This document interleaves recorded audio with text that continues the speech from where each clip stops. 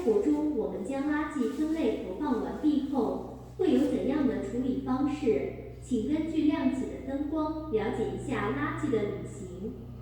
可回收物被运动到可回收物分拣中心进行分拣处理，然后被运送到再生资源企业，经过再加工可以成为生产原料，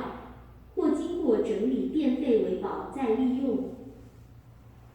有害垃圾被运送到危险废物处理厂，经过分解处理后，按照品种不同分别进行无害处理和可回收物再利用。厨余垃圾在厨余垃圾处理厂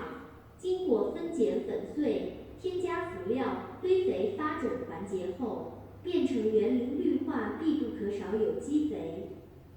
其他垃圾被运送到垃圾中转站进行集中处理，然后被运送到垃圾焚烧厂进行焚烧发电或者制作工业蒸汽。